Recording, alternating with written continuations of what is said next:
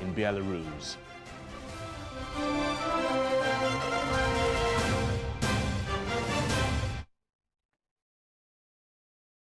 We have details of these stories and more coming up shortly. Let's begin the bulletin from here on a subject that has got many Ghanaians talking. Now, the leadership of the opposition, the National Democratic Congress, is facing an uphill task of convincing its rank and file that it is committed to keeping government on its toes after some MPs defied the party and voted to approve President Akufo-Addo's ministerial nominee. Sources within the party tell TV3 an investigation into the matter will be conducted within the next 30 days. Alfredo Kante has been following the updates. So the first issue that's under investigation is the strong relationship and association of some NDC members of parliament with ministerial nominees who were approved on Friday. In fact, our source mentioned a former minister and another former deputy minister who are actually members of parliament, who were ministers and deputy minister in the actual NDC administration, as being the subject of investigation. So that's number one, the relationship and association that these two, in fact, they are senior members of the NDC in parliament who are not one-term members of parliament. They are not two-term members of parliament. They've been in parliament for quite a while. And they are the ones who are reported, and I'm sure some of you have heard some names put out there as well. Actually, George Kwekuri Hagan gave an indication of this particular point one, that first issue that's under investigation. Take a look at this. You could see that in the numbers. That is to do with friends, people on the NDC side who are friends and family of some of the nominees. Two, some senior NDC MPs who are not happy about the timing of the change in leadership and the manner in which the change in the leadership of the NDC minority in parliament was done. They are said to have engineered the sabotage by influencing some members of parliament of the NDC because of their relationship with the previous leadership of the NDC minority in parliament. I'm talking about the Haruna Idrisu-led leadership. Again, George Rickett Kwekuri Hagan gave some pointers on this particular issue, the point two, which is the subject of investigation of the NDC. There is a group or a small group who were not happy with events and that they are out there basically to sabotage the new executives to make sure that they fail. But it looks as if, let's say, supporters or people who were sympathetic to what happened. So it was a clear undermining of Honorable Atufoson's leadership. You see, the whole idea was if the NDC minority had successfully shut down the approval of these ministers or ministerial nominees, it would have made the previous leadership look incompetent. So they had to ensure it never happened. That was the task of these senior MPs who engineered the sabotage. And the party is going to look into that as well. And that's the second issue under investigation by the leadership of the NDC. That's according to our source. Now, the third issue that our source says is going to be investigated is all first-time NDC MPs.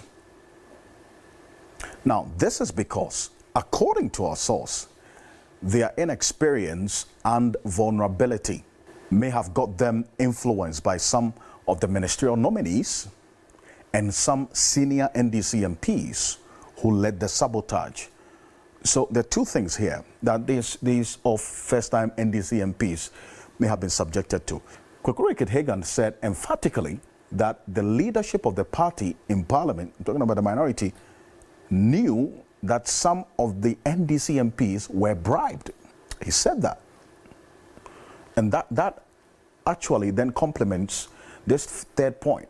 But I want you to take a listen to him. Greed.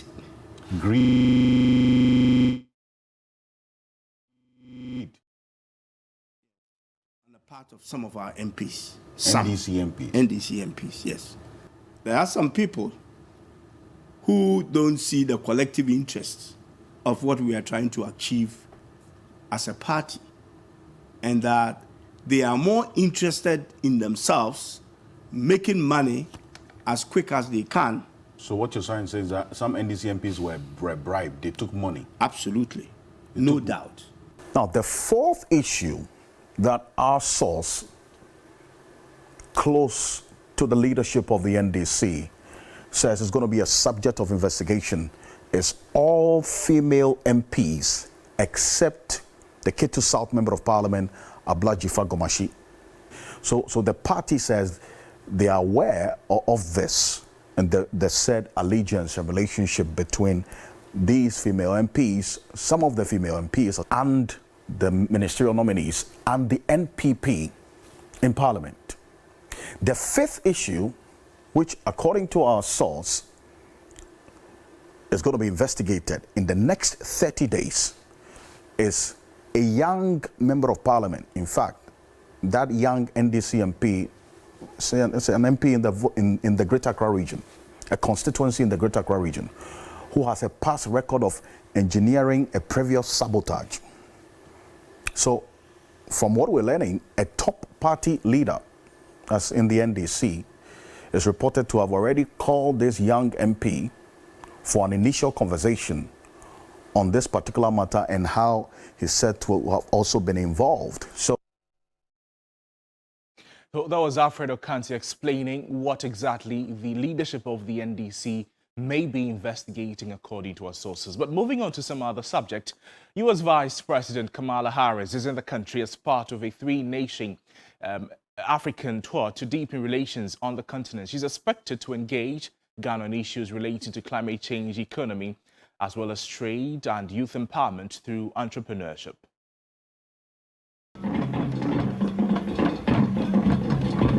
I look forward to my meetings with President Akufo-Addo, President Samia, and President Hichilema. We will build on the previous meetings I have had with each of them to strengthen democracy and good governance, promote peace and security, build on long-term economic growth, and strengthen our business ties. I also look forward during this visit to meet with entrepreneurs and artists and students and farmers to witness firsthand the extraordinary innovation and creativity that is occurring on this continent and inspiring the world. In particular on this trip, I intend to do work that is focused on increasing investments here on the continent and facilitating economic growth and opportunity, specifically in the areas of economic empowerment of women and girls, empowerment of youth entrepreneurship, digital inclusion, and to support the work that must be done to increase food security, including adaptation to the effects of the climate crisis. But what does the U.S. Vice President visit mean to Ghana and Africa? What should we expect from the three-nation tour of Africa? And how can Ghana benefit from the visit in real terms beyond the areas of cooperation and bilateral relations? And international relations expert Michael Nketi has been sharing his thoughts on the visit. I believe that all these are innovations or interventions by the Biden administration to restore relations between the United States of America and other countries on the African continent. So this comes at a very, very critical moment, not just for the United States, but also for Ghana. If you would recall, our finance minister, Kenneth Uyata, is currently in China, trying to negotiate with the Chinese government to have a say on whatever financial package that Ghana is likely to receive from the International Monetary Fund. And we should also put on record that the International Monetary Fund is a creation of the American government, and it has been in existence for so many years. Now, although about 189 countries are members of the International Monetary Fund, the real power brokers, the decision makers, are very few countries. America and its allies have about 6 seats on that governing board, and that governing board of the International Monetary Fund is very critical on any form of financial package or agreement that Ghana is likely to receive from the IMF. And I believe that Ghana should not just advocate for democratic ties, good governance, rule of law, as we heard the U.S. Vice President Kamala Harris speaking about. We should also push the U.S. to use its veto powers at the IMF and its broad alliances of other countries at the International Monetary Fund to help Ghana reach an agreement with the IMF.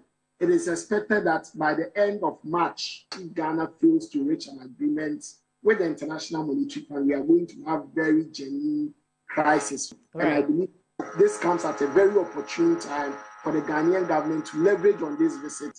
They kept complaining about China giving loans to dictators. America's form of financial package and support was limited to countries that were practicing democracy, the rule of law, countries with respect to human rights. But China was giving loans to almost every country on the African continent. And this has given China some form of unrestricted access and control of Africa. What Ghana and other African countries can leverage on based on this visit is simply telling the Americans, if you don't want us to deal with China, if you want to limit our engagements with China and Russia, then you have to step up the game. Give us the money that China is providing. Provide us with loans that comes with very less stringent ties and conditions. African countries should use the growing presence of China and Russia on the continent and how it threatens America's influence over the continent to be able to leverage the Americans for various forms of support, both in finance, in capacity building, and more in this 21st century. Every African country should be looking at climate diplomacy. Well, still on the visit of the U.S. Vice President, the Ghana Police Service, in a statement, has informed the general public of temporary roadblocks on several highways at particular times as part of security measures to be implemented during the state visit by the U.S. Vice President Kamala Harris. On Monday, March 27, from 9 a.m. to 9 p.m., there will be roadblocks at routes from the National Theatre to the Jubilee House and the Akwaje interchange to the Bukum Boxing Arena, while there will also be roadblocks from 9 a.m. to 12 p.m. at the Black Star Square between the National Theatre and the Castle traffic light on Tuesday, March 28, and another to take place from noon to 6 p.m. in Cape Coast in the Central Region from the Robert Mensah Sports Stadium to the Oman Hennes Palace, and from the Oman Hennes Palace to the Cape Coast Castle to the Beach Road. The final roadblocks will occur on Wednesday, March 29, from 8 a.m. to 5 p.m. along the Liberation Road from the National Theatre to the Purple Street neighborhood in East Legon. To ensure efficient traffic management, the police have requested that drivers cooperate with them and take alternative routes as much as practicable.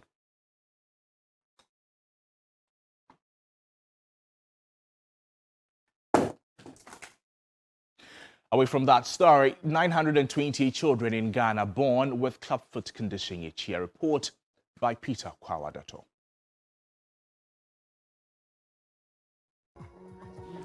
Clubfoot is a deformity in which an infant's foot is turned inward, often so severely that the bottom of the foot faces sideways or even upward. One infant in every 1,000 live births will have clubfoot. 80% of all clubfoot cases occur in low-middle income countries, including Ghana, with only 15% having access to treatment. Though the cause of clubfoot is unknown, some risk factors have been identified, including family history, with secondary causes including genetic syndrome and neurologic conditions. In Ghana, where 928 babies are born with clubfoot, superstition and curses have been cited by some as the cause. These experts say lead to neglect of treatment, thereby ruining the lives of children. Through this program, we aim to educate parents on how to recognize the signs of clubfoot and encourage them to seek medical attention if they suspect their child has the condition. If left untreated, the condition causes severe lifelong disability. Clubfoot can be treated successfully, and the fortunate aspect is that the treatment is not too expensive, right? If you put everything together, it doesn't exceed even $400. That's for the entire treatment fees. Whereas if you leave it and the child develops and becomes a neglected clubfoot, then it comes with a lot of expenses, and also socioeconomic implications become there. Not to forget about the psychological impact on the child. The Korea Foundation for International Healthcare Global Alumni Ghana chapter has been creating awareness on clubfoot in Ghana. If a child is not able to stand, you obviously expect some delay in the developmental milestones. Because it's inexpensive and treatable, and it's caused a lot of trouble within society because there are myths and there are all sorts of ideas surrounding it. We wanted to bring it to the fore and make the public know that it's not a curse, it is not a debilitating condition, and that is a condition that can be treated, so that the burden both on the family, the society, and even the hospital and the individual is taken care of in the treatment. Dr. Ignatius Awimbuno is a director of Allied Health at the Ministry of Health. I therefore join the Kofi Global Alumni to call on all actors to support this program to prevent future disability in our communities. Stakeholders called on government to create enabling environment for mothers of babies with clubfoot to access treatment. Well, the Black Stars head coach Chris Hughton expects an improved overall performance by the players as he targets a second win over Angola. Now, the Black Stars secured a narrow 1-0 win courtesy a late Antoine Semenyo goal in stoppage time at the Babayara Sports Stadium last Thursday. Chris Hughton believes improved defensive and attacking performances by his boys would be enough to get the points in Luanda. The approach is that we're up against a good team, you know, and I can say something quite obvious is that we will have to defend well and we will have to attack well.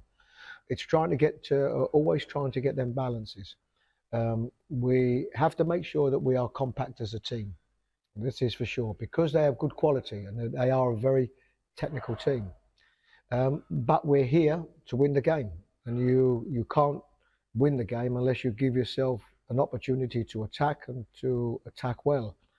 You know, we have to be careful how we do this. If the game becomes too open, it becomes end to end, then of course it can be for any team. So, you know, we have to have a strategy going into the game as we would in any game. They are playing at home. They will try to use the support. But we're a good team. We're a good team. We managed to get the victory a few days ago, and it's something that we want to build on. Well, we wish the Black Stars all the best today in Luanda. Let's bring you some international news now. As NATO has condemned Russia's dangerous and irresponsible rhetoric after Vladimir Putin's decision to station tactical nuclear weapons in Belarus. Belarus shares a long border with Ukraine as well as with NATO members Poland, Lithuania and Latvia. The organization is closely monitoring the situation and said the move would not lead it to change its own nuclear strategy. The US said it did not believe Russia was preparing to use nuclear weapons. Ukraine has called for an emergency meeting of the UN Security Council to address the potential threat of President Putin's announcement.